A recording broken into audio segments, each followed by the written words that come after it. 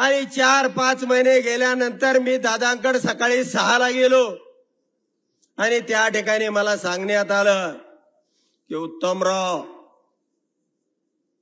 माळशिरस तालुक्यातलं मतदान म्हणजे मोहिते पाटलाच्या विरोधामध्ये 1 लाख मतदान आहे, ते काय तुमचं नाही. म्हणलं दादा, तुम्हाला शेजारच्या तालुक्यातलं काय कळत नसलं तर आता साहेबाने जी तुमचा मार्ग शोधलेला आहे, पुन्हा गुरांचा गोठा, हा काय चुकीचा नाही. मित्रांनो, गेली 30-35 वर्ष भारतीय जनता पार्टीमध्ये मी काम करत होतो. 1990च्या सुभाष अण्णांच्या विधानसभेच्या निवडणुकीचा मी प्रचार प्रमुख होतो आणि त्या काळापासून मी भारतीय जनता पार्टी बरोबर काम करत होतो. 1914ला सरकार आलं आणि सरकार आल्यानंतर आमच्या अपेक्षा उंचावल्या. निश्चितपणाने आमचाही त्या ठिकाणी 5000 मताच्या फरकाने पराभव झालेला होता आणि हे सरकार आमच्याकडे लक्ष देईल. दिल्लीमध्ये आणि राज्यामध्ये असे भरगच्च सरकार होतं, म्हणजे यांच्याकडे समुद्र होता आणि माळशिरस तालुक्याच्या विकासासाठी आम्ही तांब्याभर पाणी मागत होतो. मित्रांनो, याने आम्हाला काय दाखवलं? पाणी तर दिलंच नाही, उलट असं सांगितलं अजितदादाच्या धरणातलं पाणी प्या. अजितदादाचं धरण माहिती आहे ना तुम्हाला?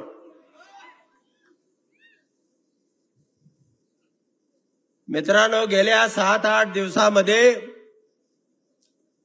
तुम्हा जनतेला माहित नसेल, पण या ठिकाणी अभिजित दादा आहे, आम्ही सगळी मंडळी आहे. आम्ही आणि मोहिते पाटील एक व्हायला काय आम्हाला कुत्र सावलं नाही. गेल्या 10 वर्षाचा या सरकारचा जो करंटेपणा आहे, जो नालायकपणा आहे, गेल्या 5 वर्षापूर्वी मी विधानसभेची उमेदवारी मागितली होती. मोहिते पाटील कुटुंबाने आम्ही मिळून 1,16,000 मताचं मताधिक्य दिलं होतं आणि मित्रांनो, बीडहून माणूस आणला.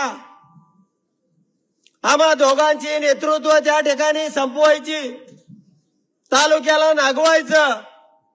त्यानंतर मी सोलापूर लोकसभेची उमेदवारी मागत होतो.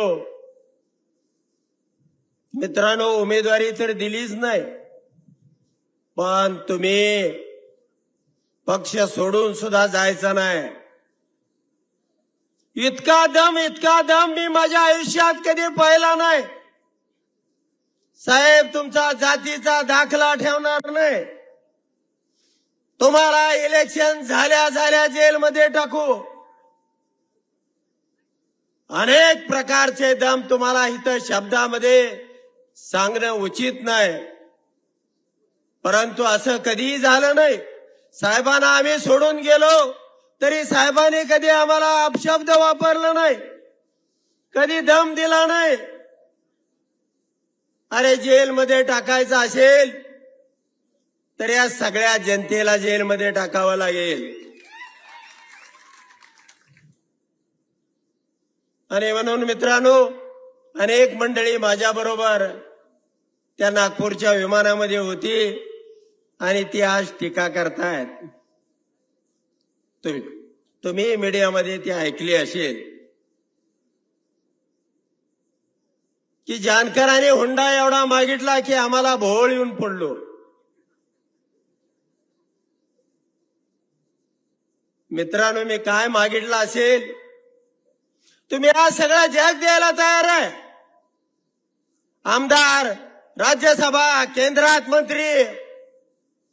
मी फक्त त्यांना एवढंच सांगितलं की माझं गेलेल्या 10 वर्षाचं आयुष्य तेवढं भरून द्या, मला दुसरं काही नकोय.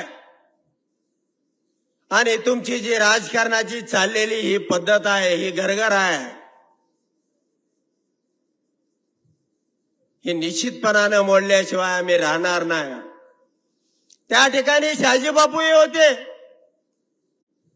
बापूचं म्हणणं खोक्यामध्ये काहीतरी मागावं. बापूचं लग्न लागलं, बापूंची सुपारी फुटली मुंबईमध्ये, हळद लागली गुवाहाटीला, आणि सांगोलकर मात्र वाट बघताय तुमचा मुहूर्त लावायला.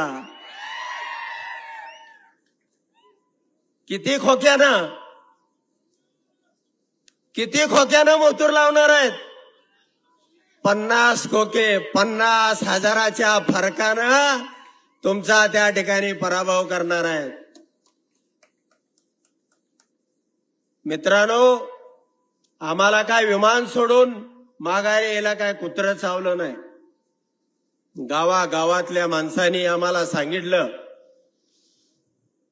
की तुम्ही एक आलं पाहिजे, तुम्ही एकत्र येऊन ह्या जिल्ह्यामध्ये मागं पुढं सरून तुम्ही ह्या जिल्ह्याचं पुन्हा नेतृत्व केलं पाहिजे.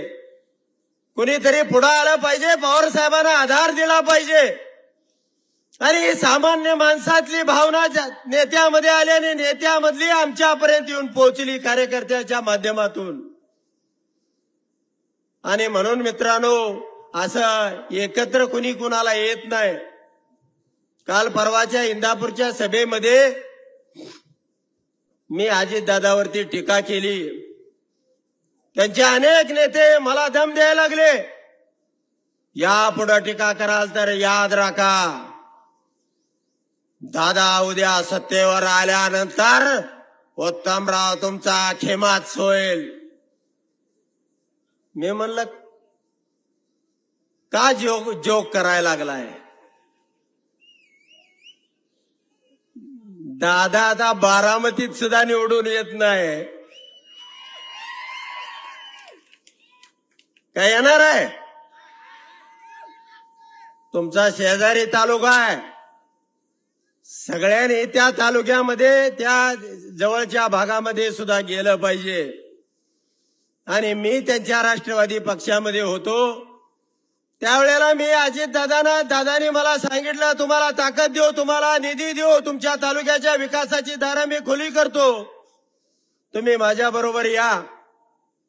4 महिन्यानंतर तुम्हाला निश्चितपणाने भरीव निधी देतो. मी मतदारसंघ सोडवून घेतो. आणि 4-5 महिने गेल्यानंतर मी दादांकडे सकाळी 6ला गेलो आणि त्या ठिकाणी मला सांगण्यात आलं की उत्तमराव, माळशिरस तालुक्यातलं मतदान म्हणजे मोहिते पाटलाच्या विरोधामध्ये 1 लाख मतदान आहे, ते काय तुमचं नाही.